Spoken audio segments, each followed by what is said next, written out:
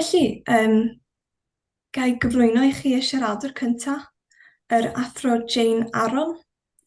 Mae Jane Aron yn athro emerita yn Ysgol y Diniaethau ym Mhrifysgol De Cymru ac awdur y Double Singleness, Gender and the Writings of Charles and Mary Lamb, a gyhoeddwyd yn 1991. Pyr fel y Dir, y Gymraeg yn llên menywod y 4th ganrif ar 15 a gyhoeddwyd yn 1998. 19th Century Women's Writings in Wales, 2007. Welsh Gothic, gyhoeddwyd yn 2013, a chyd-awdur Welsh Writings in English 1536 to 1914 a gyhoeddwyd yn 2020. A'i chyfrol diweddaraf yw Cranogwen, a gyhoeddwyd eleni. Felly, diolch yn fawr iawn yr Athro Jane Aron, a croeso i chi. Mae'n i chi. Wel, diolch yn fawr iawn i chi, Mali, ac am y gwahoddiad i siarad â chi heno am Jane Williams a'i pherthynas hi ar Eglwys yng Nghymru. Y person dyle fod yma gyda chi heno yw Gwyneth Tyson Roberts. A hi oedd yr arbenigraig ar bywyd Jane Williams ac ar ei ymchwil hi wy'n dibynnu trwy'r ddarlith yma. Yn drist fe fi farw jyst blwyddyn yn ôl. Ond y cyfrolau mae wedi gyhoeddi ar y pwnc ni heddiw, 3 ohonyn nhw erbyn hyn. Yn gyntaf, ei chyfrol The Language of the Blue Books, Perfect Instrument of Empire, a'r adroddiad addysg 1847, adroddiad addysg yng Nghymru. Gafodd ei ail gyhoeddi gyda'r teitl The Language of the Blue Books, Wales and Colonial Prejudice, mae'n eisteitliad bwysig. Wedyn, wrth iddi weithio ar gyfer y gyfrol yna, dath i'r penderfyniad mae y cyfraniad mwyaf pwysig ar y pryd pam gafodd yr adroddiadau eu cyhoeddi. Y cyfraniad mwyaf pwysig o Blaid y Cymru oedd pamfflet Jane Williams Ysgafell, artigal oedd yr enw ar y pamfflet. Felly, mae Gwyneth yn penderfynu gwneud ymchwil, teithio'r PhD ar waith a bywyd Jane Williams, a cafodd y treithod yna ei gyhoeddi gan gwasg ysgol wedi hynny, na'r ail gyfrol. Wedyn, yn drydydd, ychydig wythnosau cyn iddi farw, danfonodd Gwyneth ataf eich gyfrol olaf ar Jane Williams, sef golygiad o'i hysgrifau, Cambrian Tales and Other Selected Writings, i'w gyhoeddi yng nghyfres gwasg honno Welsh Women's Classics, gyda rhagarweiniad gan Gwyneth. Mae'r gyfrol olaf newydd ddod mas, fe fydd yn cael ei lansiad swyddogol ar y 16 o'r mis hwn yn y Llyfrgell Genedlaethol yn Aberystwyth. Croeso i chi gyd sy'n yr ardal, sy'n i gyd yn falch iawn i'ch gweld chi yn y lansiad yna. Ond, pwy oedd Jane Williams Ysgafell? Cafodd ei geni yn 1816 yn Chelsea yn Llundain i Gymro Cymraeg o'r enw David Williams, a briododd Saesnes gefnog Elena Unwin. A cafodd y tad swydd fel clerc neu was sifil yn y swyddfa llynges o wladwriaeth. Un o'i gyndeidiau oedd Henry Williams, perchenog fferm o'r enw Ysgafell yn Sir Dyfaldwyn, yna lle mae llysenw Jane Williams yn dod o wedyn ni. Oedd e yn y fferm na yn yr 11 ganrif ar 15. Bedyddiwr oedd e, a oedd safodd erledigaeth milwyr y goron am blynyddoedd ar ôl y rhyfel cartref. Ond, eglwyswyr oedd teulu Jane Williams erbyn iddi hi gael ei geni, ac arosodd hithau'n eglwysraig trwy ei hoes. Cafodd addysg dda gyda arian y fam, am gefnog. Ond yna, ar ddechrau'r 1820au, hithau erbyn hyn yn ei harddegau, collwyd etifeddiaeth ei fam mewn crash ariannol. A ffodd y teulu o'i dyledion yn waglaw yn ôl i Gymru. Lle bu rhaid i Jane chwilio am waith. Yn sydyn iawn, mae'n syrthio o'r dosbarth canol i'r dosbarth gweithiol, oedd yn gwymp eitha ofnadwy yn oes Victoria. Wel, cyn oes Victoria ar y pryd. So, ddi chwilio am waith, cafodd swydd fel nyrs plant, oedd hi 7 o frodyr a chwiorydd iau, felly 2 peth profiad. Edrych ar ôl plant, cafodd swydd fel nyrs plant gyda theulu yn byw ym Mhentref Clas Arwy ym maes Ddyfed. Ac yno, yn 19 oed, nyrsmaid oedd hi, Cyhoeddodd ei chyfrol gyntaf, Miscellaneous Poems, wedi cyhoeddi trwy gasglu tanysgrifwyr. Oedd hyn yn 1824 yn dangos cymeriad arbennig.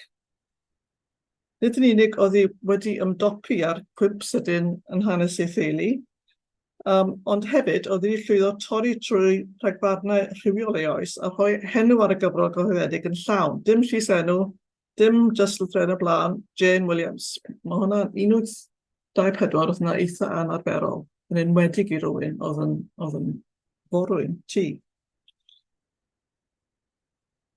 Ni wyddom lawer amdani yn y blynyddoedd nesaf, ond erbyn ail hanner y 1830 oedd yn gweithio fel cymdeithas, hynny yw Ladies' Companion, i boneddiges o'r enw Isabella Hughes yng Nglas Arwyr. Yno, daeth trobwynt arall pwysig yn ei hanes.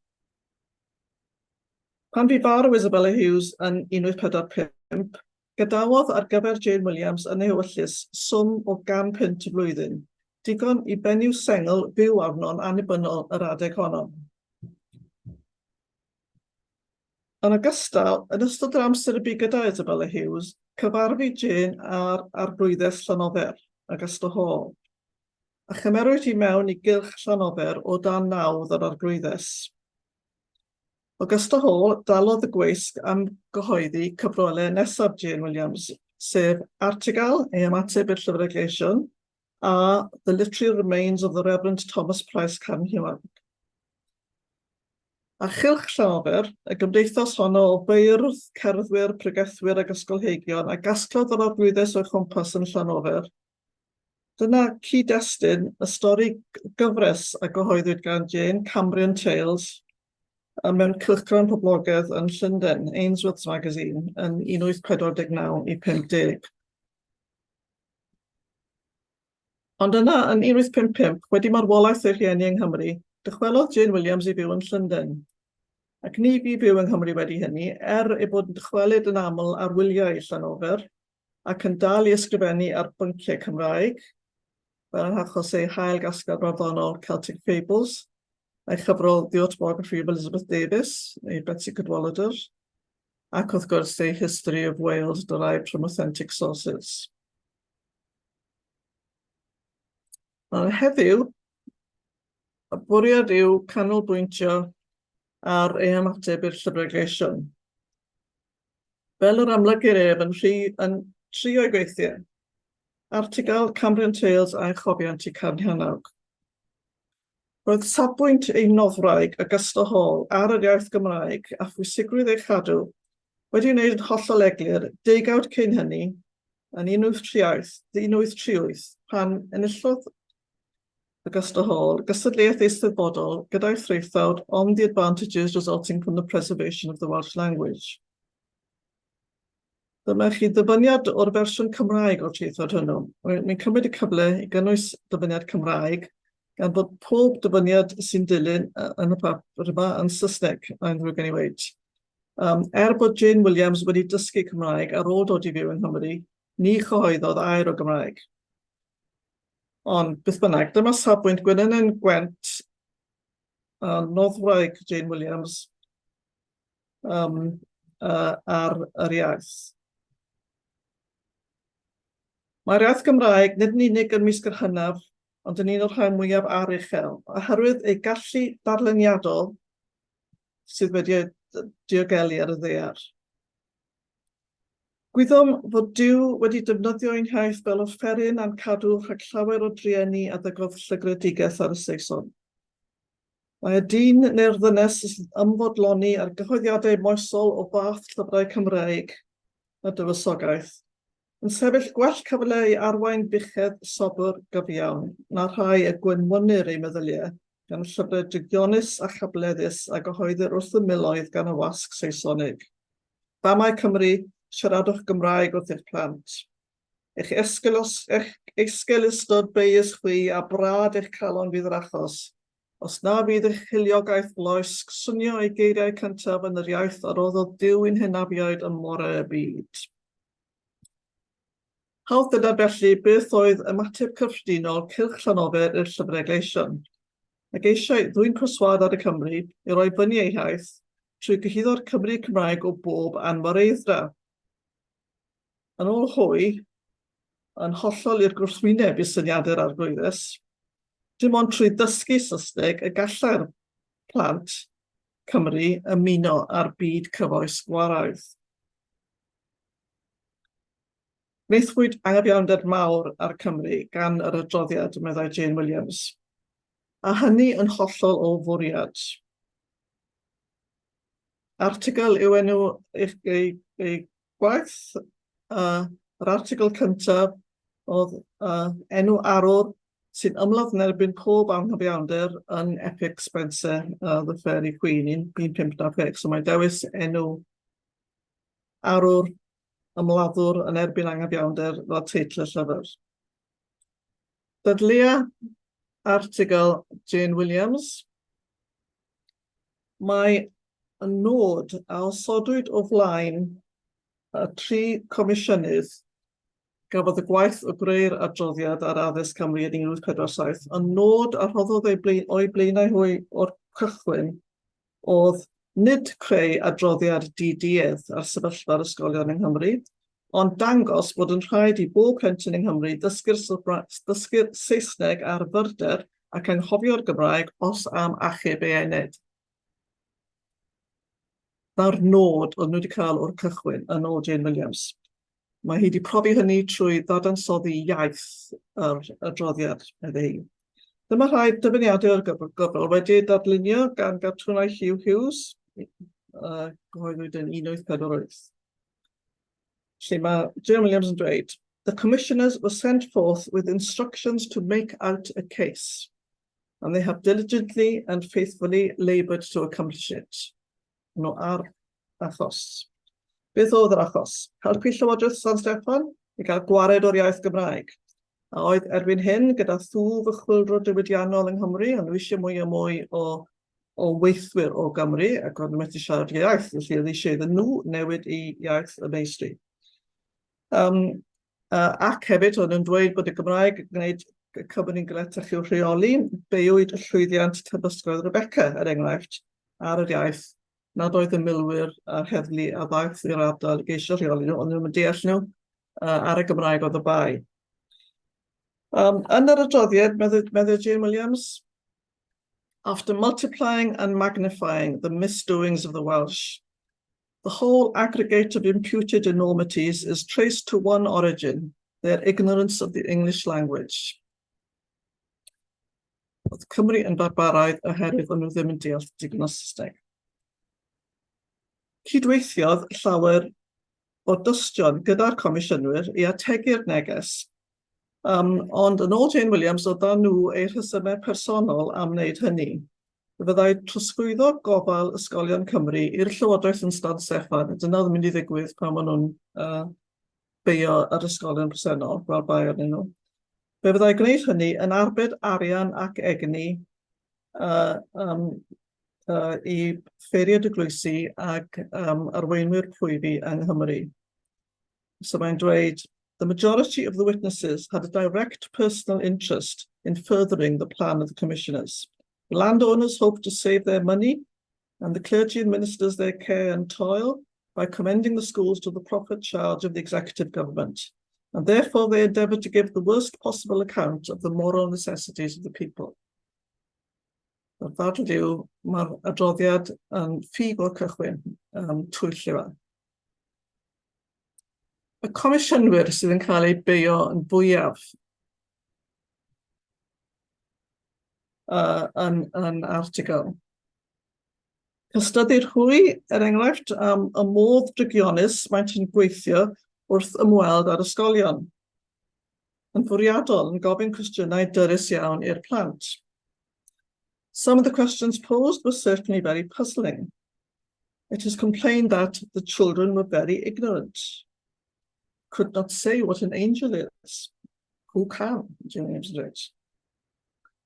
Yna, beir hwy am y ffordd roedd yn trefnu'r twstioraethau a dderbyniasant oddi wrth offeiriad lleol a thwstiwn eraill, gan greu camargraff trwy orbwysleisio yn ei prif benodau unrhyw dystiolaeth anffafriol yn erbyn y Cymru, a gwthio unrhyw barn ffafriol i mewn i'r atodiadau. They fictitiously theorize a national character out of the refuse dregs. Every beautiful picture that intrudes is unfavorably hung in the sub-gallery of an appendix. Nothing bad is omitted. Rosodd hefyd, berni rhwy am gamgymeriadau eu harddil rhwy hunain. Maent yn brytheirio yn erbyn Saesneg gwael plant Cymru, tra bod eu iaith rhwy hunain yn llawn gwallau. Wrth sôn am ei gwallau iaith, mae Jane Williams wir yn llym. Hi yw'r ysgolfeistrus sy'n cosbi'r plant bach anwybodus hyn y comisiynwyr, fel y darlunir hi yma yng nghartŵn Hugh Hughes. Ond, meddai, mae yna reswm dros Saesneg gwael y comisiynwyr. One allowance, however, may be made for the faults of their style, apart from their want of taste and natural incapacity for literary composition. He, who being thoroughly possessed of a truth, gives it utterance in lively earnest, is always eloquent, always effective. But he who has already determined to adopt a certain set of notions and is really endeavouring at once to uphold the belief of his instructors and to establish his own belief in these notions, while he delivers them as absolute certainties to the people, cannot fail to betray by some doubtful gesture, some verbal hesitation, some equivocative or evasive expression, the natural feebleness and half-conscious imbecility of error. So arddull gwael nhw i'r raddau yn dangos, ond nhw'n gwybod bod nhw'n dweud yn fyrdd. Mae'n ceisio profi fel arall. Yn ddiddorol, cael enghraifft o'r hunanfrydychiad yma, yn amlygu ei hun yn hystiolaeth un a oedd yn bresennol, mewn dosbarth pan oedd un o'r comisiynwyr wrthi yn gofyn cwestiynau i'r plant.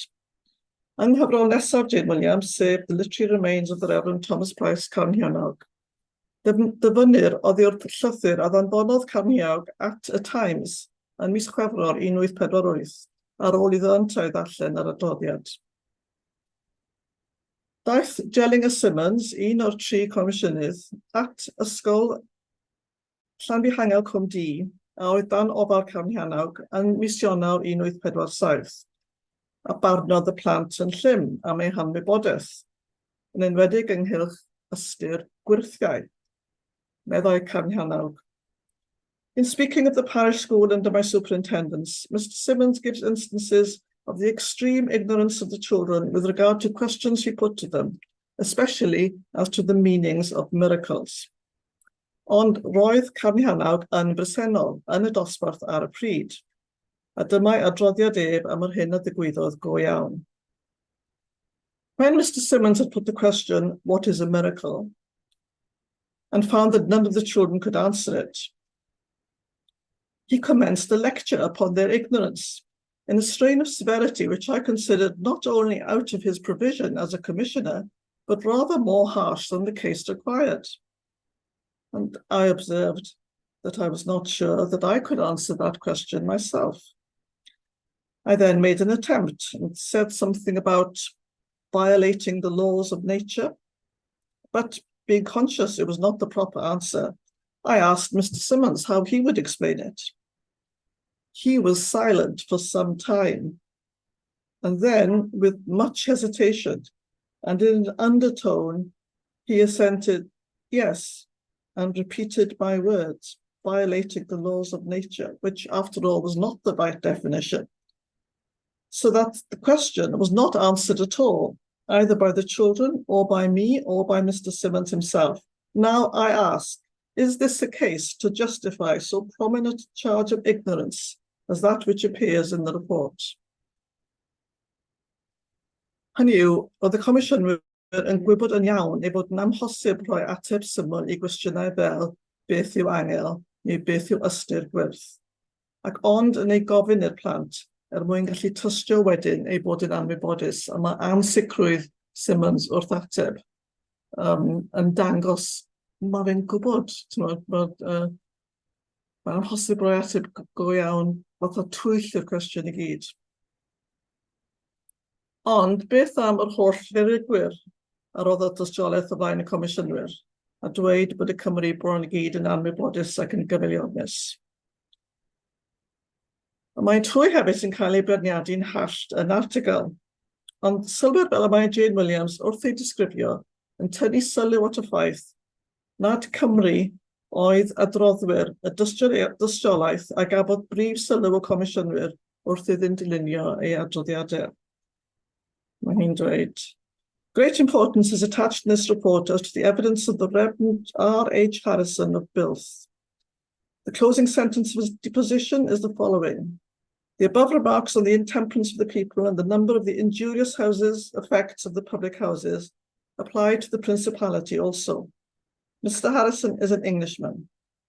He was presented to the perpetual curacy of Bilth in 26th of September 1844. Consequently, he had resided there about 2 years at the period of his giving evidence. He had no previous acquaintance with Wales. His whole deposition, therefore, is impeachable on the grounds of his personal want of knowledge and intelligence, and all the consequences deduced from it by the commissioners are naught. Ac enghraifft arall, the Reverend James Denning, curate of St Mary's, Brecknock, exclaims, I cannot too strongly express my opinion about the necessity of getting rid of the Welsh language. Banish the Welsh language and Englishmen will come and reside here, and thus a healthy tone would be given to society. Mr. Denning is an Anglo-Irishman and has fully manifested his perfect incapability of knowing and representing the feelings and circumstances of the people. Yet this man's deposition is a high authority, a treasure of citation to Commissioner Simmons. Beir offeiriad di-Gymraeg yng Nghymru am y brad y mae Jane Williams yn article. Mae tystiolaeth y Cymru Cymraeg, medde hi, tystiolaeth mwy ffafriol, wedi cael ei gwthio mas o sylw'r darllenydd i atodiadau'r adroddiad. Ac os am fwy o dystiolaeth o ymateb cadarnhaol Jane Williams tuag at yr offeiriad Cymraeg, does ond eisiau troi at y gyfres ffuglenol. Right, gweithio bod chi'n mynd i colli sleid fyna, ond y gyfres chwydlenol a gyhoeddi ganddi yn 1849 yn Ainsworth Magazine, ac sydd newydd ei gyhoeddi. Nod y ffuglen yma hefyd yw amddiffyn y Cymru, fel ei nod yn article. Ynddi cyflwynir ni griw o ymwelwyr o Loegr wedi ymgasglu yn westeion i Lady Jeffreys, hynny yw Arglwydd Llafur, yn ei chartref yng Nghymru, Castell Rhys, hynny yw Llys Llafur. Mae'r arglwyddus yn ei cyflwyno i nifer o'i cyfeillion lleol, mwyn iddynt ddeall mwy am Gymru a'i hanes. I noson cant ei diddanu gan y parchedig Hugh Evans, dyn diymhongar o dras wyrunol Gymreig, sy'n sôn am ei gariad at ei wlad, ei chaeth a'i golygfeydd. A ôl iddo ef adael y cwmni, ceir y sgwrs ddilynol. That person seems to be a good-hearted fellow enough, said Captain Harold Seiss to Miss Fitzstephen, but a little self-conceited and opinionated, as those underbred people are apt to be. He is a true Welshman. He is tedious and talks skimble-scamble stuff. Do you not think so? Indeed, indeed, interposed Lady Jeffreys and Lady Llafur, earnestly and somewhat peevishly. I think he is a very good and sensible man. What a horrid provincial accent he has, said Mrs. Brown, says Nazareth. How very oddly and ignorantly he pronounces many easy words. Pray, Mrs. Brown, said Mrs. Tudor, Cymraeg lleol, spare criticism on the Welsh accent. We are all sensitive on that point, for that accent invariably adheres to those native of every class whose first words were uttered in their dear mother tongue. His voice, said Lady Edith, Saesnes on mae hi tipyn mwy hynaws na lleill. His voice is finely modulated and rich in various intonations of strength and sweetness. Feeling thrills its every tone and lights its every feature. I am sure he is a good man. Why has he not the living of this Welsh place? Because it is mine, replied the English Archdeacon of Llandym, with a sour smile, as he bowed a frigid good night and made his exit. Dyma godi, pwlc o bwys mawr yn yr Eglwys yng Nghymru yn ystod y bedwaredd ganrif ar 15, sef nad oedd offeiriad Cymraeg ei haith yn cael sylw ac yn cael swyddi haeddiannol yn yr eglwys. Ac felly, wrth gwrs, oedd eu cynulleidfa ar eu colled, dim pregethau yn Gymraeg. Mae Lady Jeffreys, hynny yw'r adfyddus Llanofer, yn rhoi barn hi ar hynny yn syth ar ôl i'r archddiacon o Sais adael y cwmni. Groaned Lady Jeffreys, it is the ill bestowment of church patronage from the bishoprics down to the perpetual curacies which is cankering and destroying our Welsh establishment. Maybe, inquired Mr. Willoughby, Sais ond un fath o swill. Maybe, inquired Mr. Willoughby, consider Mr. Evans as a specimen of the Welsh clergy in general?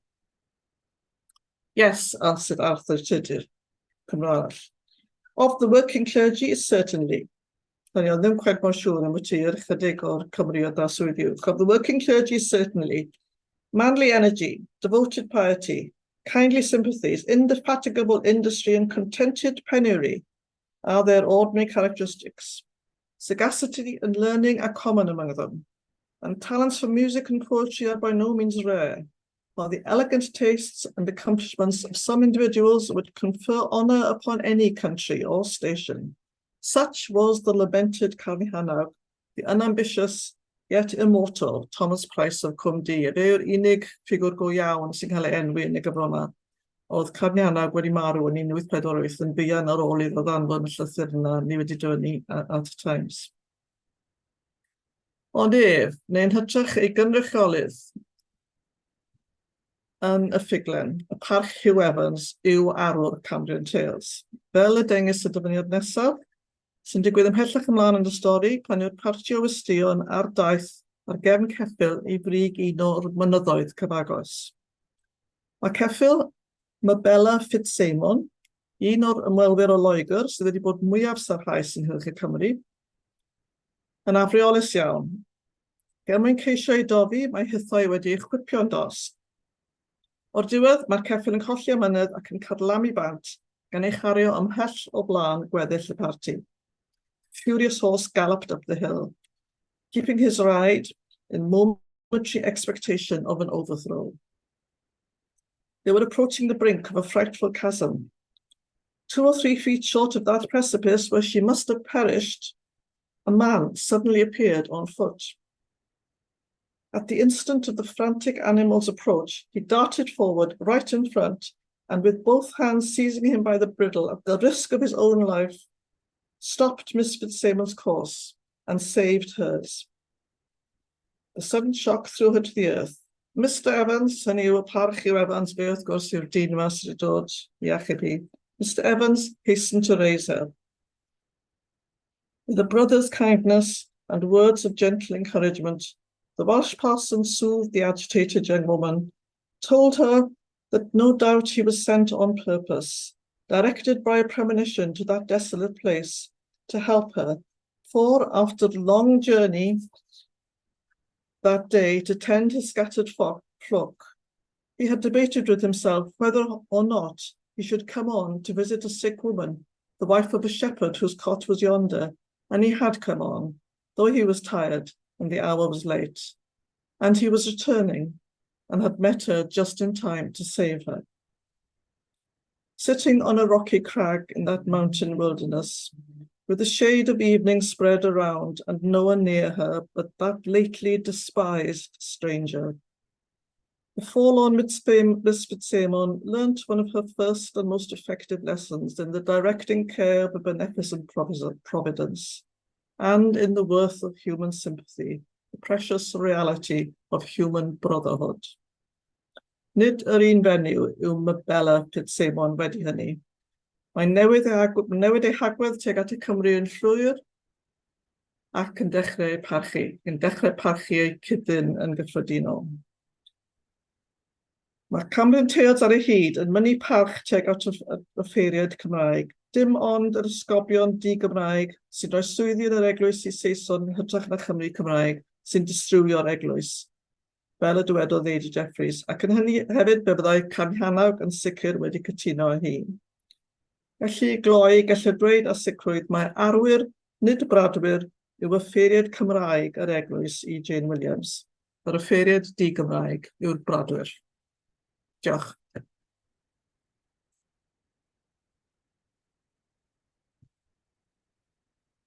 Diolch yn fawr iawn, Jane, oedd hwnna'n hynod ddiddorol. Ond hefyd yn dychrynllyd fath driniaeth, fath ymysodiad ar y Cymru.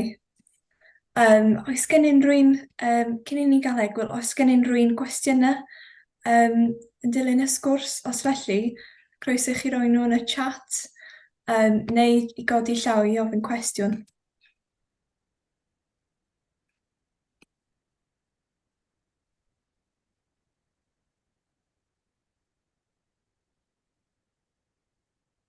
Trio gweld os oes unrhyw un wedi codi llaw. Dwi ddim yn gweld unrhyw un. Unrhyw un wedi rhoi rhywbeth yn y chat?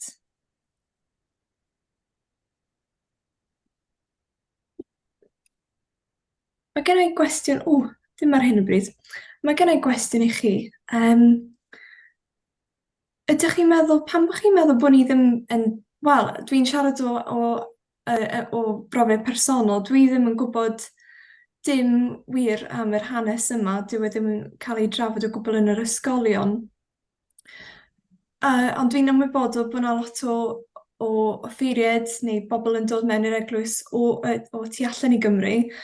Ydych chi'n meddwl bod addysg am y cyfnod yma yn bwysig i gyflwyno i'r bobl yna?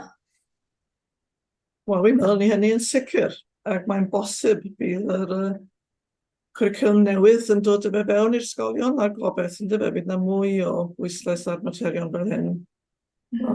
Mae'n ddiddorol iawn, a mae dadl Jane Williams wir, ti'n modd, mae'n glyfar, a gan bod lot o'n fewn bwti ysgolion, y fath o cwestiynau nhw'n gofyn i'r plant, mae'n siŵr bys fe'n digon rhwydd enyn diddordeb disgyblion ysgol yn holl hanes yr adroddiad. Siŵr o fod. Dwi'n siŵr fys fe'n diddorol iawn clywed i safbwynt nhw a sut fys nhw'n yn ateb i'r cwestiwn yna am beth yw angel ac ymlaen. Mae gen i gwestiwn fan hyn. Enid, hoffech chi ymelaethu ar ieuan brydydd? Ac Ddyfed? Bod y ddadl gan Ysgafell, yr union yr un ddadl oedd gan Ieuan Brydydd Hir, pan oedd e'n ymosod ar yr esgobion Eingl. Ac oedd e'n protest oedd wedi bod yn mynd ymlaen ers canrif a mwy mewn gwirionedd, yr un ddadl trwy'r amser. Ac oedd y brwydr felly dros y Cymreig wastad yn frwydr gan unigolion. Achos mewn gwirionedd doedd yna ddim y fath beth yn bod ag Eglwys Gymraeg ar y pryd, dim ond 4 esgobaeth, a dim angen i'r 4 esgob yna siarad ei gilydd o gwbl. A'r 4 yn Saeson, wrth gwrs. Ac y broblem mwy sylfaenol ar eglwys, oedd dim modd iddi ddiwygio ei hun. Roedd hi'n eglwys gwbl erastian, dan fawd, dan sawdl y gwleidyddion. A beth o'n nhw isio oedd pleidleisiau yr esgobion yn hir arlwyddi i wneud beth oedd y Llywodraeth isio. Wel, yn sicr oedd Jane Williams yn ymwybodol iawn o'r ddarlith yna yn ei chyfro Literary Remains of Thomas Price. Mae'n dibynnu yn helaeth o safbwynt Thomas Price ynghylch yr esgobion Saesneg oedd yn oed swyddi dim ond i Saeson eraill. A mae'n dweud, mae Thomas Price yn dweud, a Jane Williams yn dibynnu fe, mae hyn yn dinistrio'r Eglwys yng Nghymru. Bydd ddim gobaith i ni. Bydd yr anghyfreithlwyr yn cymryd drosodd, bydd na ddim dyfodol i ni os nad ni'n newid hyn. A dyna beth ddigwyddodd. Yn ymwedig ymhlith y Cymru. Ac, mae dyn yn taflu i ddwylo i'r awyr i feddwl am y wirionedd yr holl sefyllfa. Gymaint o'r ragrith oedd. Wir. Mae dyn ni gwestiwn arall fan hyn gen Rhydian. Lle na i ddarllen i mas. Pwy oedd y tanysgrifwyr i gyfrol cyntaf Jane Williams o farddoniaeth? Cwestiwn da. a dweud y gwir, wi ddim wedi gweld y llyfr. Wedi siwt chi, dyw hwn ddim fy ymchwil Gwyneth Roberts yw un. Yn sicr, oedd meistres, oedd hi'n gweithio fel morwyn erfol plant y fenyw yma, Priscilla oedd enw yma, ac mae hi yn un o'r prif danysgrifwyr. Am y lleill, bysyn nhw yn yr ardal yna o gwmpas clas Arwy. Ond rwy'n credu o'n unrhyw'n enwog o beth fi'n cofio o sylwadau Gwyneth. Fi ddim wedi actually gweld y rhestr fi'n hyn. Oedd jyst wedi gweithio'n galed iawn yn yr ardal i gasglu arian tuag at y cyhoeddi.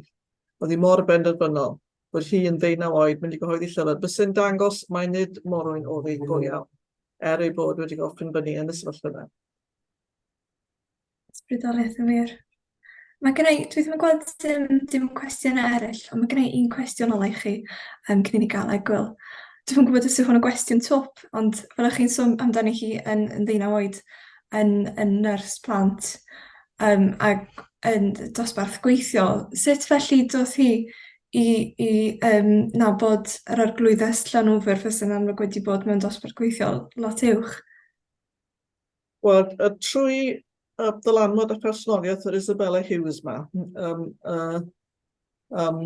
mae'n debyg oedd gan hi rhywfaint o enw da, ac oedd hi yn gyfaill yn credu. Bydd bod ddim yn gwneud hyn i gyd lan nawr, yn credu oedd hi yn gyfaill i'r arglwyddes Llanwfer, a hi wedyn cyflwynodd ei chymdeithas, ei Ladies Companion i'r arglwyddes, a wrth gwrs oedd y llyfr yna wedi cyhoeddi, ac oedd yr arglwyddes yn gweld a ddewid ynddi, ac yn cymryd hi o dan ei nawdd. Ond oedd hi byth yn gweithio i'r arglwyddes Llanwfer, mae hwnna'n bwysig. Weithio chi'n cael y syniad o ddiolch rhai bobl, mae jyst fatha ysgrifennyddus yr arglwyddes o Jane Williams, oedd na ddim yn wir. Oedd hi'n annibynnol cyn iddi ddechrau cyhoeddi y llyfrau nath arglwyddes Llanwfer yn sicr dalu amdanynt. Oedd hi jyst yn annibynnol, jyst i grario i fod yn annibynnol, edrych ni. Wow. Ie, so yn amlwg dim cysylltiad personol, ond wir jyst gweld y potential ynddi. Un cwestiwn ola cyn i ni gael brec.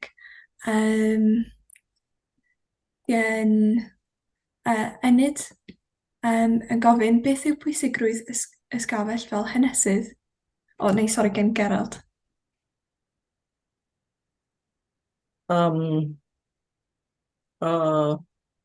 Right. Nes i edrych ar the history of Wales. Sy'n ni'n dweud, un o'r pethau pwysig yna, mae bron yr holl stori yn History of Wales ynghylch naill ai Cymru pan oedd Cymru yn rhydd cyn Cwm Llywelyn, neu Cwm Llywelyn, neu ymgyrch Owen Glyndŵr. Mae'n canolbwyntio lot ar Cymru yn rhydd neu Cymru yn trio bod yn rhydd. Does dim lot o'r sylw i Gymru dan Saeson, lle mae hwnna'n gwneud ei safbwynt i hefyd yn eitha clir. Mae lot o... Nath i gael ei ganmol lot fel llyfr y blaen i oes ar yr adeg na yn Saesneg. Wrth gwrs, oedd wedi cael ei ddylunwadu lot gan llyfr Cymraeg Carniog ar hanes Cymru cyn hynny. Wedi coeddi cyn hynny. Bendant y blaen i oes. Iawn te.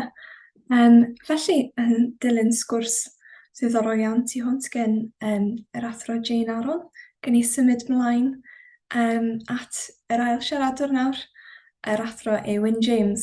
Felly, na i gyflwyno chydig.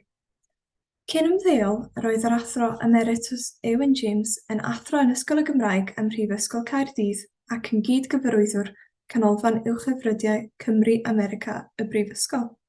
Mae'n arbenigwr ar lenyddiaeth a diwylliant y Gymraeg o'r 11 ar 15 ymlaen.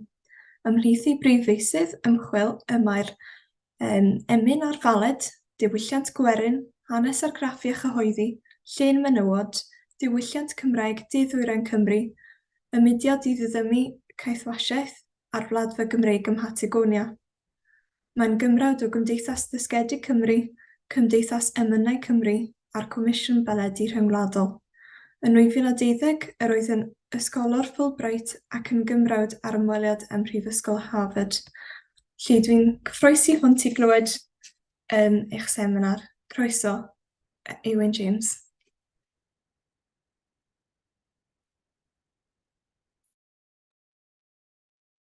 Diolch yn fawr iawn, Mali, am y cyflwyniad caredig yna. Wel, datblygiad hynod bwysig yn hanes y Gymreig a'i diwylliant oedd ymddangosiad cnwd o gledigwyr gwlatgar yn hanner cyntaf y bedwaredd ganrif ar 15. Roddodd R.T. Jenkins yr enw yr hen bersoniad llengar arnyn nhw. A fe fuon nhw'n gweithio yn galed, ni clywed sôn am rai nhw'n barod y gweud y gwir, ond fuon nhw'n gweithio'n galed i hybu y mudiad eisteddfodol, hybu diddordeb yn hynafieithau a hanes Cymru, a bywyd diwylliannol Cymru'n gyffredinol y gweud y gwir, a ceisio ei gorau hefyd i gymreigio bywyd yr eglwys sefydledig yng Nghymru. Ac yn y gyfres yma o seminarau, i ni eisoes wedi cwrdd ar rai o'r hynna. I ni'n meddwl am rhywun fel Ifor Ceri ar enghraifft, neu Gwallter Mechain, neu John Blackwell a Bardd Alun, Ieuan Glangerionnydd, ac wrth gwrs, un o'r pwysica ohonyn nhw i gyd mewn gwirionedd, Carnianawg Thomas Price, i ni eisoes wedi sôn amdano fe yn y sesiwn blaenorol. Nawr, mae yng Nghymru roedd y llawer o'r personiad llengar mewn byw, roedd rai nhw yn byw yn Lloegr. Mae rhywun yn meddwl, enghraifft, am Ieuan Glangerionnydd yn treulio rai blynyddoedd yn Lloegr, felly. Ond datblygiad annisgwyl braidd yng nghanol y bedwaredd ganrif ar 15, yw gweld criw o gledigwyr gwlatgar o Gymru oedd yn byw yn bir agos at ei gilydd yn Swydd Efrog, ac yn ymffurfio yn gymdeithas, o'n nhw'n galw hunain enw Saesneg ar y gymdeithas, the Association of Welsh Clergy in the West Riding of the County of York. Nawr, mae hanes y gymdeithas mae'n dechrau yn 1821. Daeth nifer o gledigwyr gwlatgar Cymreig nawr ynghyd i ddathlu Gwyl Dewi yn y West Riding. Hynny yw, oedd yn arfer eitha cyffredin yn doedd i gymriadur dod at ei gilydd dros y canrifoedd yng Nghymru i ddathlu Gwyl Dewi. Dyna sy'n digwydd yn 1821 ym Mersondi Bramley ym Mhlwy Leeds. Roedd un o'r ffeiriad yma, Robert Humphreys, dyn o Olan Beglig yn Sir Gaernarfon yn wreiddiol, a roedd e newydd ddechrau'n gurad yn Bramley yn Leeds. Ac dyma nhw'n cwrdd yn ei gartref e. A fe fydd y gymdeithas yma ar hyd yr amser yn symud, maen nhw'n cwrdd bob Gwyl Dewi, a maen nhw'n symud yn flynyddol o un gartre i'r llall. Mae'n wl symudol yn ystod bach fel yr Eisteddfod Genedlaethol.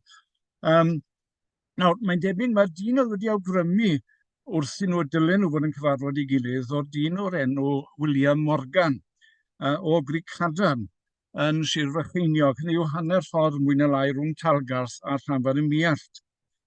Dyna lle roedd yn enedigol yn derbyn 1821 a roedd yn y ffeiriad yn Bradford. A fel wedys i, roedd y dathliadau mewn symud o flwyddyn i flwyddyn. 1822 y flwyddyn wedyn, fe gynhaliwyd yr wyl yma, y dathliadau yma, yn ei gartref yng Nghartref William Morgan yn Bradford. Fe mae'n debyg yw'r mwyaf adnabyddus o'r clerigwyr Cymreig yma erbyn yn dydd ni, oherwydd ei gysylltiad agos y teulu Bronte.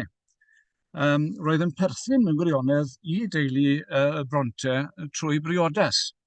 A fe a fududdiodd y tair chwaer enwog na Charlotte, Emily ac Anne Bronte. A fe hefyd o weindyddodd yn priodas i'r rieni nhw, Patrick Bronte a Maria Branwell yn 1812. Ac felly mae'n adnabyddus yn y byd llenyddol Saesneg oherwydd ei gysylltiadau yna. Ond o safbwynt ar hanes y clerigwyr Cymreig yn West Riding, rhywun pwysicach na William Morgan mewn gwirionedd ar hyd cyfnod hir y gymdeithas yma, mae'n rhedeg o'r 1820au ymlaen i'r 1850au, roedd dyn o'r enw Lewis Jones. Nawr oedd hwnnw yn frodor o ogledd Ceredigion, o blwy Llawihangel Gener Glyn neu Llandre. A fe aeth yn gurad i Almondbury, chydig i'r de o Huddersfield yn 1821, sef blwyddyn dechrau'r cyfarfodydd yma. Ac fe arosodd e'n fyna yn Almondbury yn ddicar wedyn o 1822 ymlaen hyd at ei farw yn 1866, cyfnod hir iawn felly. A roedd Almondbury yn blwy eang iawn. Roedd hi'n tua 30 o filoedd o erwe i gyd. Ac oherwydd y chwilio diwydiannol y gwaith miliniau gwlan a cotwm yn arbennig, mae'r ardal mae'n tyfu yn fawr o ran y boblogaeth yn y cyfnod dan sylw. Hynny yw, roedd poblogaeth y plwy yn 24 o filoedd erbyn y flwyddyn yr aeth Lewis Jones i Almondbury, a wedyn yn codi 30 o filoedd erbyn 1831 i 37 o filoedd erbyn 1841, twf cyflym a chyson felly yn y boblogaeth. A beth sy'n digwydd, mae Lewis Jones yn mynd ati i godi eglwysi nawr yn ei blwy, yn y blwy eang yma, a sefydlu ysgolion hefyd, a ryw sêl mawr efengylaeth, ynddo fe. A mae'n codi yn ystod i gyfnod yn y plwy yma, mae'n codi o leia 15 o eglwysi ar hyd ac ar led yn y plwy eang yma, ac 20 o ysgolion. A dwi'n yn ryfedd iddo gael ei alw yn Church Building Parson. Dyna oedd y llys enw oedd y Saeson lleol yn rhoi arno fe, Church Building Parson. Ac roedd e'n wladgalwr Cymreig brwd iawn. Fe allwn ni ddweud, dwi'n credu, mae ef i raddau oedd angor yr Association of the Welsh Clergy of the West Riding o'r dechreuadau hyd at diwedd y gymdeithas mae bob pwrpas tua chanol yn 1850. A fe yn sicr sy'n uniongyrchol gyfrifol am fod cynifer o gynulleidfaoedd Cymraeg yn y West Riding yn y cyfnod i ni'n trafod nawr, oherwydd oedd ganddo fe'r hawl i benodi clerigwyr i wasanaethu yn yr eglwysi mae wedi codi ar hyd ar lled i blwy. Yn y diwedd, maen nhw'n tyfu'n blwyfi ar wahân, oedd fe sy'n ar hawl i gyflwyno bobl i'r bywoliaethau yna. A bydde fe yn mynd ati wedyn yn bendant i benodi clerigwyr Cymreig lle roedd hynny'n bosib i'r bywoliaethau newydd yma. A hefyd yn penodi rai yn benodol oedd yn perthyn i adael efengyledd yr Eglwys Wladol, oherwydd dyna lle roedd Lewis Jones ei hunan yn perthyn. A mewn gwirionedd oedd hwnna'n wir am lawer iawn o aelodau Gymdeithas Clerigwyr y West Riding yn gyffredinol. Yn nid yn unig yn plwy Lewis Jones. Hynny roedden nhw'n radgarwyr Cymraeg pibir ac yn efengyledd i hargoeddiadau hefyd. Nifer dda ohonyn nhw hefyd yn dod o Geredigion ac o Ogledd Sir Benfro.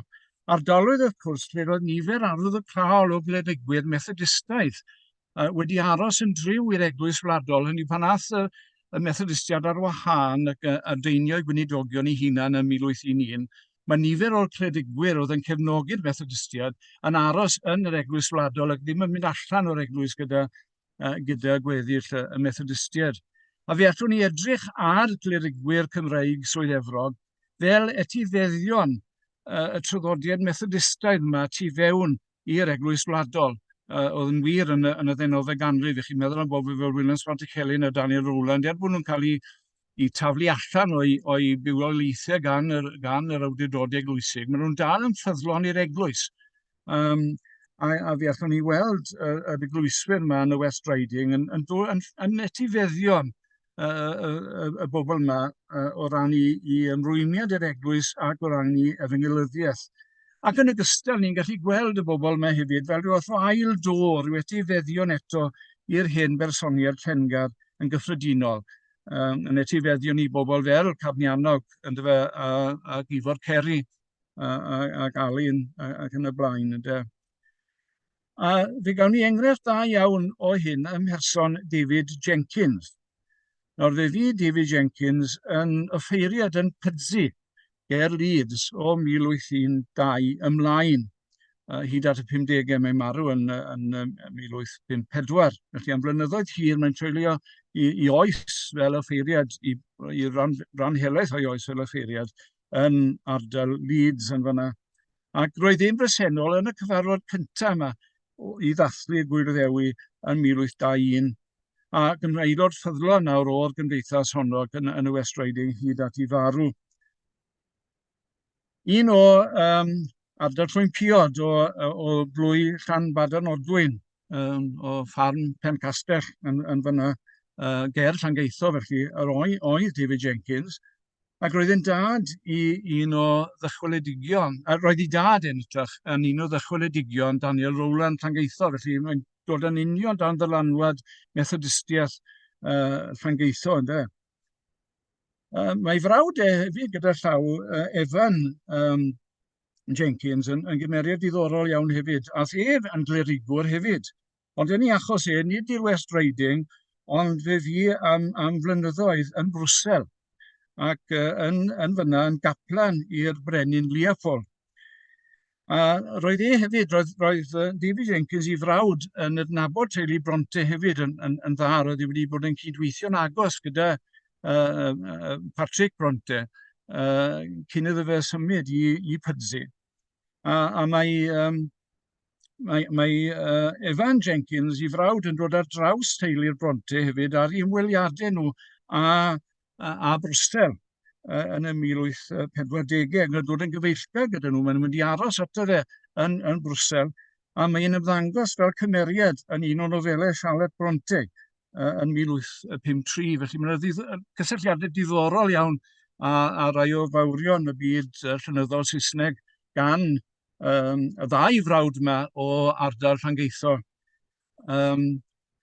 Wel, wrth adrodd am farwolaeth David Jenkins, wrth y cwmni o glerigwyr yn y West Riding, adeg Gwyl Dewi 1855 yn yw, Gwyl Dewi ar ôl iddo fe farw. Dyma un o'r criw oedd wedi bod yn ymweld, yr un olaf, mae'n siŵr gen i weld David Jenkins yn fyw, yn adrodd am hanes i gyfarfod chydig cyn iddo fe farw. A mae'n dyfynnu fe, mae'r adroddiadau yma gan yr clerigwyr yma yn Saesneg gan mwyaf, ond i bai bod nhw'n dyfynnu cerddi Cymraeg. A wy'n amau bod rhai o'n nhw, bod yr rhan fwyaf siarad Cymraeg, wy'n amau bod yna rhai yna o ddim yn rhuglu Gymraeg. Ond dyma sy'n cael ei ddweud neu adrodd yn y Saesneg sydd yn yr adroddiad yma. Chydig cyn iddo farw, David Jenkins yn dweud, Christ is my saviour. The atonement made is inconceivable. Hynny yw, tu hwnt i am gyffred. I depend upon his righteousness, Christ's righteousness. His robe alone can cover me. His atonement is ample to satisfy my sins. Hynny yw, datganiad cwbl efengyloedd fel ydych chi'n synhwyro yn fyna. Ond wedyn yn y sgwrs yma gyda'r cyfaill yma o glerigwr yn y West Riding, mae David Jenkins, maen nhw'n troi wedyn i siarad am Gymru. A mae'n dweud, a yn Gymraeg neu Saesneg, dwi'n yn siŵr yn y Saesneg maen nhw'n cael ei dyfynnu, ynddo fe. Mae'n dweud bydde fe'n hoffi gweld Cymru unwaith yn rhagor cyn marw. Ond bydde fe, my heart is there. I should like to die in my own country and there to be buried. Ac wrth ddweud hynny mae'n debyg fod e wedi cael ei drechu medde'r cyfaill oedd yn adrodd yr hanes wedi cael ei drechu gan ei deimladau wrth sôn am Gymru. Wel, os angor y gymdeithas oedd Lewis Jones, ar lywer cyfri, wel, os taw fe oedd yr angor dros rhyw 20 mlynedd i gyd, falle, mae rhywun yn synhwyro, mae'r arian byw y gymdeithas yma yn y West Riding, uwchlaw neb arall falle, oedd dyn o'r nhw David James neu Dewi o Ddyfed. Mynd a dod oedd ei hanes, oedd yn y West Riding am cyfnodau eraill, oedd e'n Lerpwl am gyfnodau, oedd e'n gweithio yng Nghymru hun. Ond roedd hynny wir am nifer o'r bobl, mae'r rhai o'r bobl yma yn y West Riding, y clerigwyr Cymreig y West Riding, yn nhw'n am flynyddoedd mawr, eraill ohonyn nhw yna am gyfnodau byrrach a rhywfaint o fynd a dod fel yn achos Dewi o Ddyfed. Ond mae'n werth nodi hefyd, bod nhw'n byw yn y West Riding, bod llawer ohonyn nhw yn cadw cysylltiad cyson â Chymru. Nifer ohonyn nhw, fel y gwelwn ni mewn munud, yn eisteddfodwyr pibir, a bod nhw'n dod nôl i Gymru i fynychu'r eisteddfodau. Ac yn dod nôl hefyd, roedd nhw'n symud yn cilffoedd ar glwyddus Llanofer, ni wedi clywed amdani hi, a Chymreigyddion y Fenni, ac roedd gwyliau Cymreigyddion y Fenni yn ei denu nhw hefyd. Ond nhw'n rhan o'r byd yna. Felly, bod nhw yn y West Riding, ond nhw hefyd yn perthyn i rwydwaith o glerigwyr a bobl eraill ehangach yn y bywyd diwylliannol yng Nghymru yn y cyfnod ni'n trafod nawr, hanner cyntaf mewn i ddechrau a'r hanner y bedwaredd ganrif ar 15. O ran yr eisteddfodwyr enghraifft, roedd brawd iau Dewi, Thomas James oedd ei enw fe, a ei enw barddodd oedd Llallawg. A dwi'n yn siŵr iawn, beth oedd ystyr Llallawg, mae'n bosib bod ni'n golygu brawd neu cyfaill neu rhywun urddasol. Mae fwy nag un ystyr, os ewch chi gyrraedd Prifysgol Cymru a rhoi Llallawg mewn, fe gewch chi sawl posibilrwydd yn fyna o ystyr i ffug enw fe. A roedd Llallawg brawd Dewi, roedd Dewi o Ddyfed wedi bod yn y ffeiriad yn y pro eang mae oedd gan Lewis Jones, a roedd Llallawg ei frawd hefyd wedi cael ei gyflwyno gan Lewis Jones i fywoliaeth Nethelong, eto yn plwy Almondbury yn 1846. Felly roedd yn un arall hefyd yn awr o clerigwyr y West Riding. Ac roedd yn eisteddfodwr pibir. Roedd un arall hefyd wedyn o clerigwyr y West Riding, dyn enw Joseph Hughes, neu Carnigli oedd ei enw barddol Fe yn wir am flynyddoedd oedd ysgrifennydd y gymdeithas yma ac yn fardd swyddogol Cymdeithas Clerigwyr y West Riding yn y swydd na flynyddoedd lawer. A fel mae ffug enw yn awgrymu, enw barddol yn awgrymu, un o Sir Benfro oedd ac roedd e'n amlwg iawn eto yn y byd eisteddfodol, oedd e'n amlwg iawn enghraifft yn eisteddfod fawr Llangollen yn 1858, yr eisteddfod yna, wrth gwrs, yr eisteddfod rhyfedd a rhyfeddol yna, sydd yn paratoi'r ffordd mewn gwirionedd ar gyfer yr eisteddfodau cenedlaethol a ddatblygodd o 1861 ymlaen. A dyna gyda llaw yr eisteddfod gyntaf lle roedd gorsedd y beirdd yn gwisgoedd derwyddol, gwyn, glas a gwyrdd fel i ni yn y dabod y gwisgoedd yna erbyn heddi. A hynny i raddau dan ddylanwad mudiad uchel eglwysig Rhydychen a Bethel, un o bobl mudiad Rhydychen oedd un o brif drefnwyr eisteddfod Llangollen. Felly mae dylanwad yr Eglwys yng Nghymru ar hyd yn oed seremonia a gwisgoedd yr orsedd. Beth bynnag, fe dderbyniwyd Carningli a Llallawg i'r orsedd yn y Berffro yn Sir Fôn ym 1849.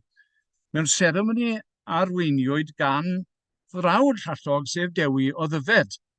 Roedd e'n gweithredu am flynyddoedd fel bardd gweinyddol yr orsedd, sef beth ni'n galw heddi yn artherwydd.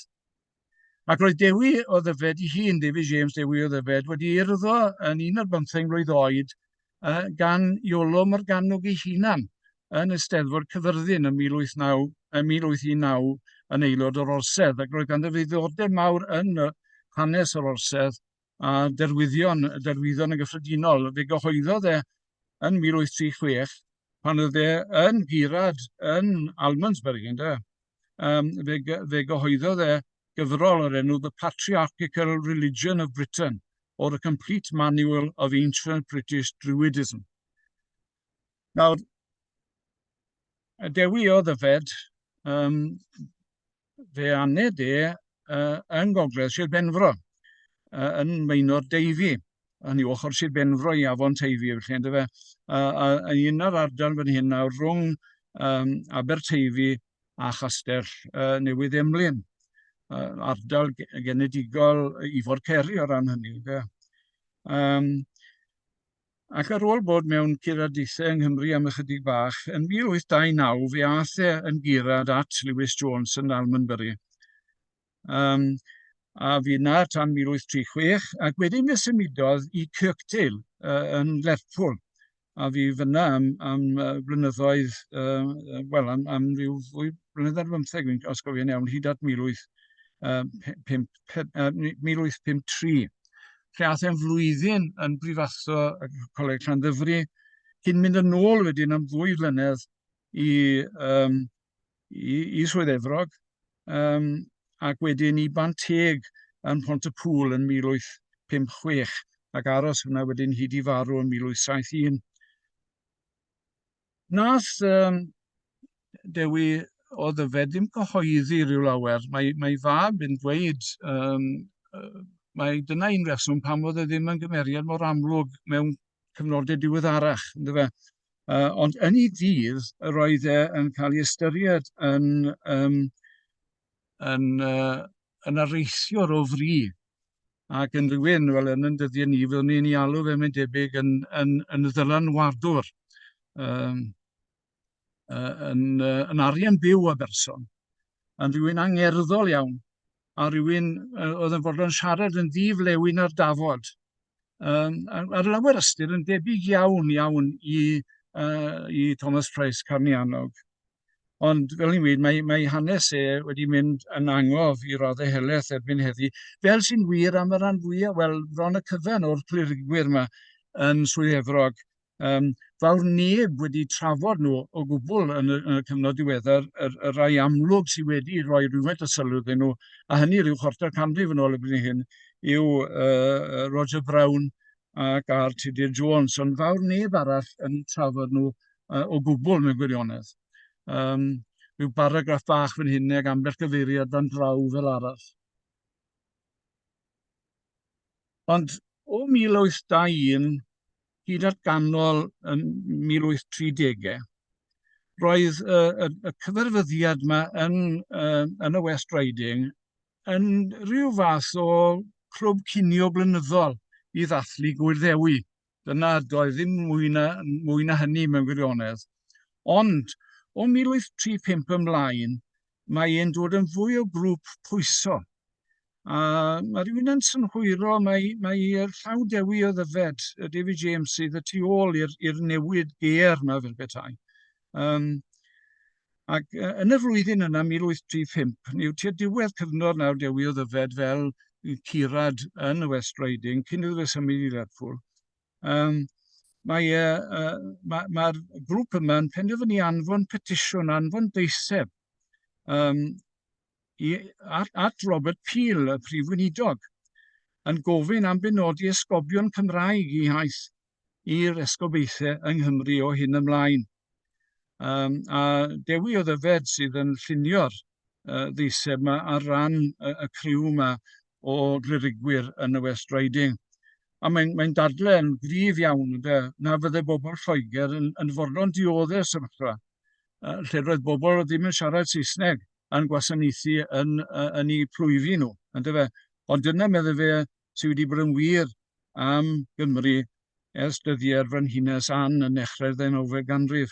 A hynny wedi cyfrannu'n sylweddol at ddirwyad yr Eglwys yng Nghymru ac at dwf y neilltuaeth, medden nhw, yn y petisiwn yma at Robert Peel.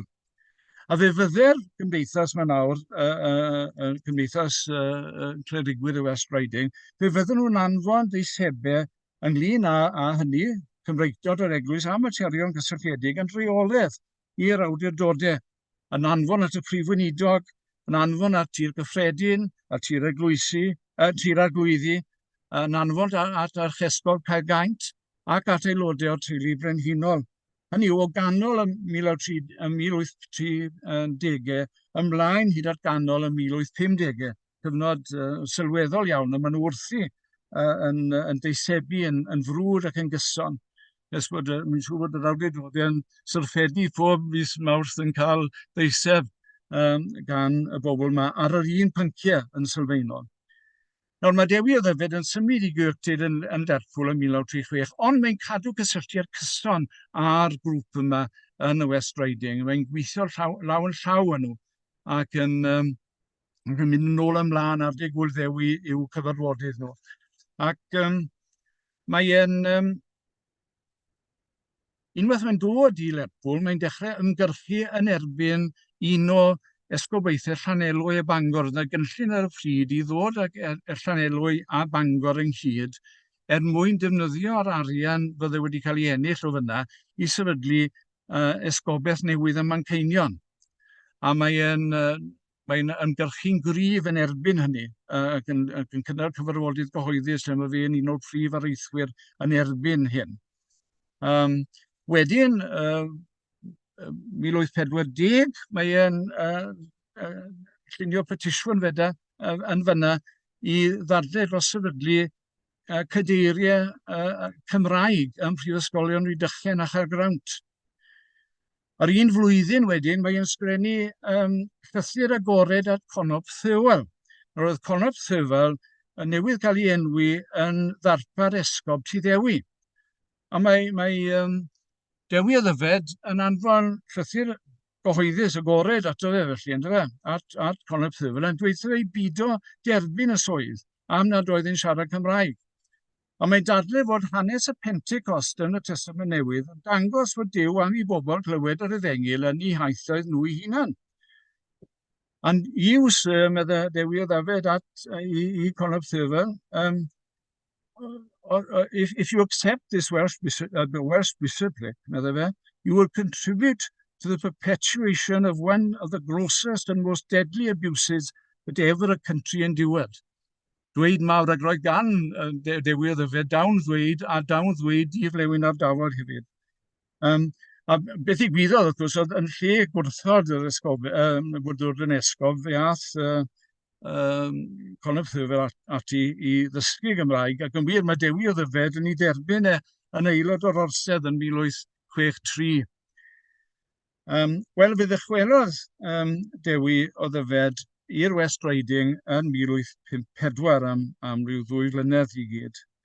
A'r gyfnod pan oedd yna ddatblygiad newydd yn hanes y gymdeithas yma, sef cyhoeddi adroddiadau swmpus o'i cyfarfodydd blynyddol nhw.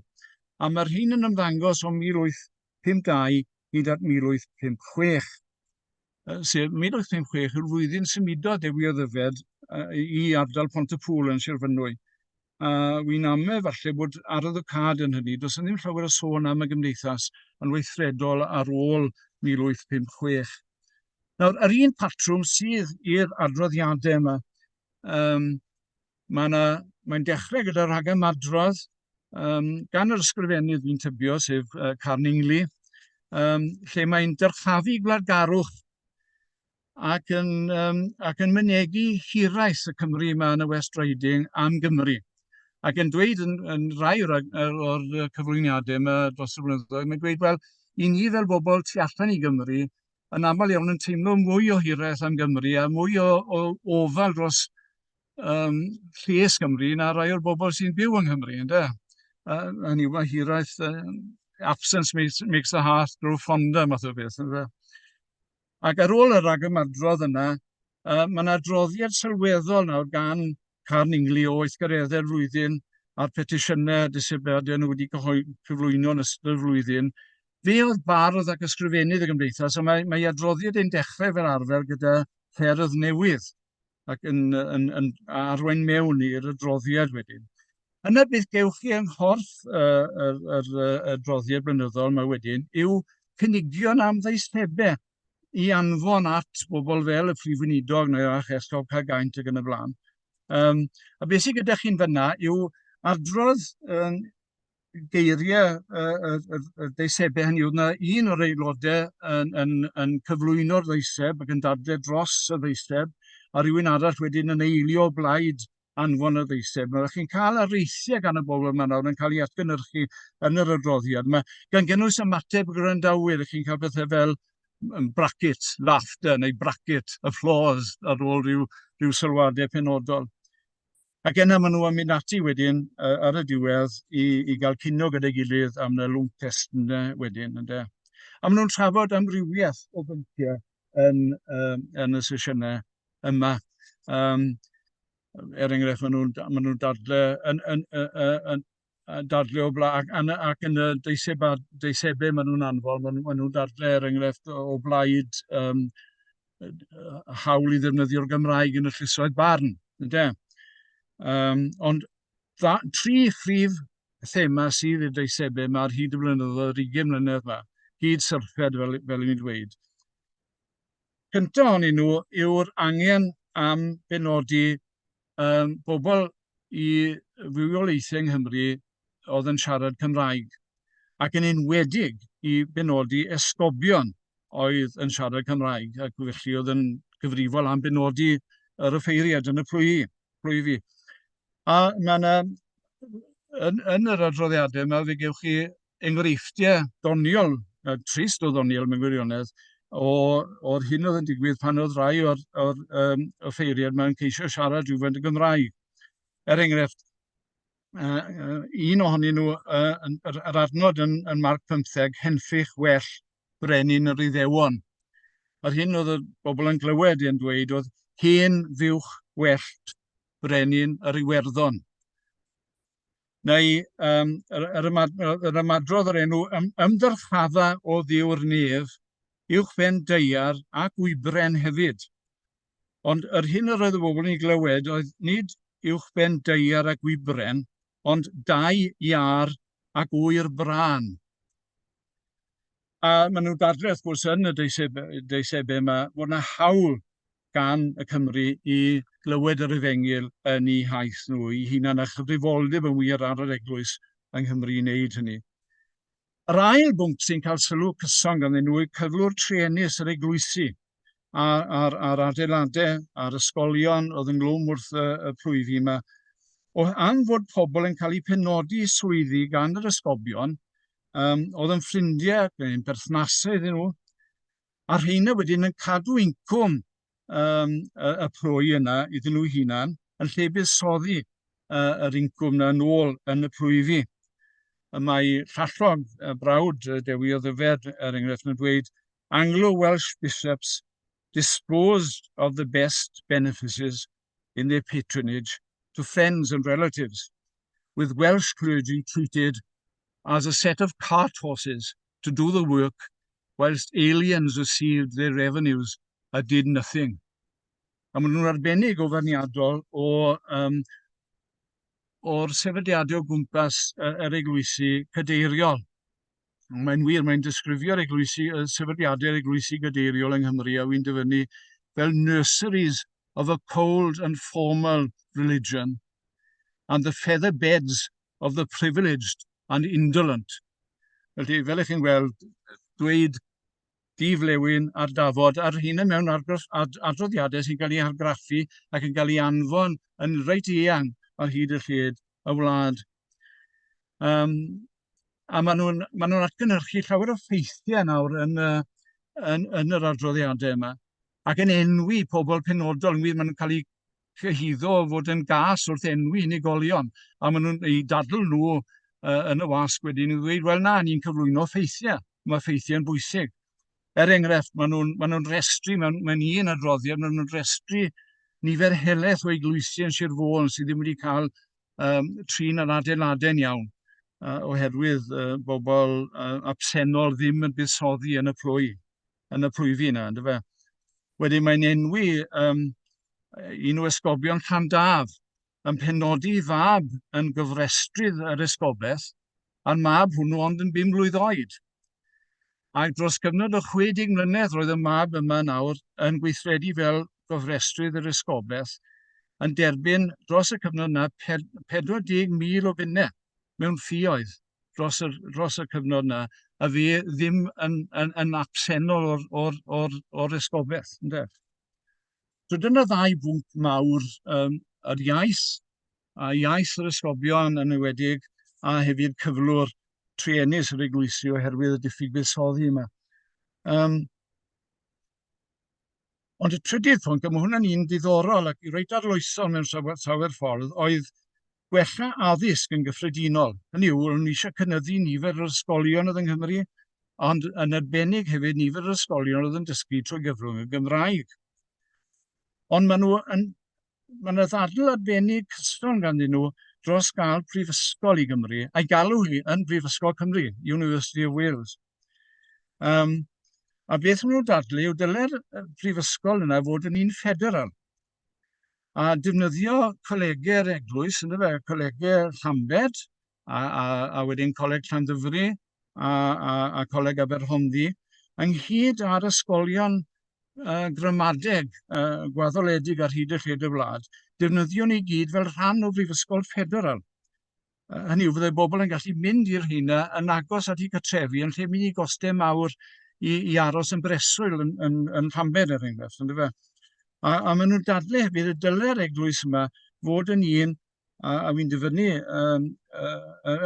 dylai'r Brifysgol yn ydych, fod yn un wedi sylfaenu upon broad and liberal principles. Hynny yw, dylen nhw fod yn brifysgolion oedd yn agored i aelodau o'r eglwys wladol, ond hefyd i angydffurfwyr. Yn wahanol, wrth gwrs, i sefyllfa yn rhywbeth yn ochr y grawnt yn y cyfnod yna. Ac beth ni'n gweld yn dyn nhw, maen nhw'n clerigwyr pibir iawn, ond maen nhw yr un pryd yn dweud i bod nhw'n deall yn iawn pam oedd bobl wedi ymneilltuo'r eglwys, ac yn beio y sefydliad eglwysig am hynny, bod nhw wedi mynd yn ymneilltuwyr neu'n achos y Methodistiaid wedi cael ei troi allan o'r eglwys wladol yn y 19eg ganrif. Bobl fel Pantycelyn a Daniel Rowland ddim yn cael dwyweithio. Maen nhw'n brysynu at hynny, ond yn beio'r eglwys yn ytrach na beio'r angydffurfwyr a'r Methodistiaid yn dyfe. Mi'n ymwybodol bod yn amser yn dechrau rwy'n i ben. Os gael i jyst nodi un peth arall cyn gorffen, sef bod y clerigwyr yma hefyd, mae'n dod yn amlwg iawn yn yr adroddiadau mewn man eraill, bod y clerigwyr yma yn glir iawn yn cyfleidio yr hyn sy'n cael ei alw weithiau'n ddamcaniaeth eglwysig Protestannaidd. Hynny yw, roedden nhw'n credu, fel am nhw'n dyfynnu o Richard Davies, yr Ysgol Richard Davies yn Ysgafell y Cymru yn Testament Newydd 1567, yn credu bod eglwys gynnar y Cymru wedi bod yn eglwys bir Protestannaidd a Chymraeg, ond bod nhw wedi cael ei gorfodi trwy'r goncwest Normanaidd ac yn y blaen i ddod yn rhan o eglwys Saesneg a Pybyddol. A hynny wedi arwain at ganrifoedd o dwyllwch gymharol, nes bod y tuduriaid yn dod, y teulu yma o dras Cymreig wrth gwrs, wedi adenu'r goron i goron Llundain i'r Cymru. Ac maen nhw'n dyrchafu'n arbennig oes air Elizabeth, felly, o safbwynt Protestaniaeth Gymraeg a cyfieithu'r Beibl, wrth gwrs, yn rhan bwysig o hynny. A bod hynny wedi parhau wedyn, rhyw fath o oes air, lle mae ysgobion Cymraeg oedd wrthi, nes bod chi'n cyrraedd oes y Frenhines Ann, ac o fyna ymlaen dechrau 19eg ganrif, mae'n ddirywiad mawr wedyn. Ysgobion eingl yma, fel nhw'n cael ei galw, yn cael ei penodi ar hyd y cyfnod yna. Ond mae gobeith nhw'n nawr yw bydd na oes air newydd yn dod yng nghyfnod Victoria. Hynny yw fel yn oes Elizabeth. A maen nhw'n disgrifio Victoria fel un yr oedd gwaed y tywysogion Cymreig yn llifo yn heleth ac yn resog yn ei gwythiennau hi. Wel, dyma'r criw yma nawr, mae'n amser i wedi dod i ben, ond dyma'r criw yma nawr o bobl sydd wedi mynd yn angof i roddau helaeth iawn. Oedd wrthi yn ddiwyd ac yn dair am ddegawdau yn dadlau dros Gymru a'i diwylliant hi ac yn enwedig dros Gymreigio yr eglwys wladol. Ac yn siarad yn blaen ac yn rhannol yn gallu wneud hynny oherwydd roedden nhw yn tu allan i Gymru, y tu allan i esgobeithiau Cymru, felly, ynddo fe. Hynny yw, mae Dewi o Ddyfed yn dweud yn rhywle bod Dewi ddim ofn beth oedd archesgob neu esgob yn dweud os oedd cyfiawnder ar ei ochr e. Ond i raddau oedd yn gallu dweud hynny am dipyn o'i amser, achos oedd e allan o reolaeth ac awdurdod esgobion Cymru. Mae'n anodd gwybod faint o effaith uniongyrchol gawson nhw. O'n nhw'n angerddol iawn, o'n nhw'n ddiwyd iawn. Chi'n cael yr argraff fod y rhan fwyaf eisebau nhw wedi cael ei anwybyddu i raddau helaeth gan yr awdurdodau. Ac yn wir bod na ymateb chwyrn yn ei herbyn nhw yn codi mewn sawl cyfeiriad yn cwyno bod nhw'n siarad mor ddiflewyn ar dafod y berniadol ac yn y blaen. Ond fe allwn ni weld nhw i'n credu yn breinaru'r tir ar gyfer yr hyn y ddigwyddodd mewn cenhedlaeth ychydig yn ddiweddarach. Yn ei erbyn 1870, i ni'n cael esgob Cymreig yn ni, yn cael ei benodi am y tro cyntaf, Coleg Prifysgol am y tro cyntaf 1872. Ond hefyd, y peth arall sy'n ironig wrth gwrs amdani, wrth dynnu sylw at y beiau yma yn yr Eglwys yng Nghymru, roedd e hefyd yn porthi barn ac ymgyrchoedd bobl fel Henry Richard yn erbyn yr hyn estrones fel ydyn nhw'n ei galw hi. Wel, diolch yn fawr am wrando. Diolch yn fawr iawn i chi, Wyn, oedd hwnna'n hynod o ddiddorol. Mae amser bach yn brynd yn ni, felly gai ofyn, os ydych chi'n gallu ymuno dyn ni ar ôl 7:30 ar gyfer y sesiwn paned o'clock, mi fydd mwy o gyfle i ofyn cwestiynau pryd ni. Os ydych chi'n methu, falle bod yna gyfle ar gyfer un cwestiwn fach Wyn. Felly, os ydych chi eisiau gofyn unrhyw beth, dadfydwch nawr. Roed gyfle.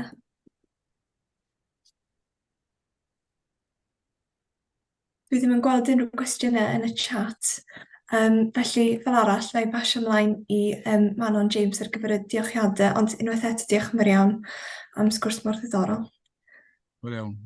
Ie, ni'n licio ategu yn diolch i'n fawr hefyd i Jane a Wyn am dau sgwrs hynod ddiddorol.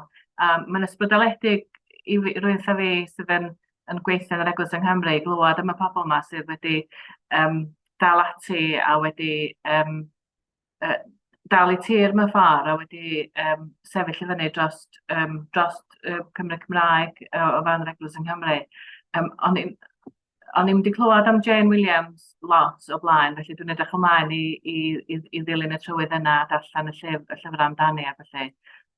Ond i feddwl bod ti'n mor ifanc a wedi cyhoeddi llyfrau a felly a wedi defnyddio llenyddiaeth mwyn roed ei ffwynt drosodd, mae'n ysbrydoledig ofnadwy.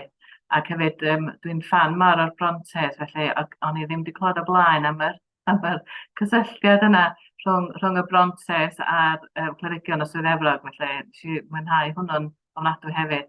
A dwi'n yn gwybod o safbwynt y pobl sydd yma, sydd yn aelodau'r Eglwys yng Nghymru heddiw, mae yna lot o gysylltiadau rhwng beth ni'n glywed am y ganrif yma a beth sy'n digwydd yn y canrif ni, ac mae'n help i ni mewn ffordd trio gweithio allan beth ddyla ni wneud y fewn yn amser ein hunan, ond diolch yn fawr i Jane a Wyn am ddwy sesiwn ofnadwy ddiddorol, dwi'n dysgu lot a hefyd i cael yn ysbrydoli, diolch yn fawr.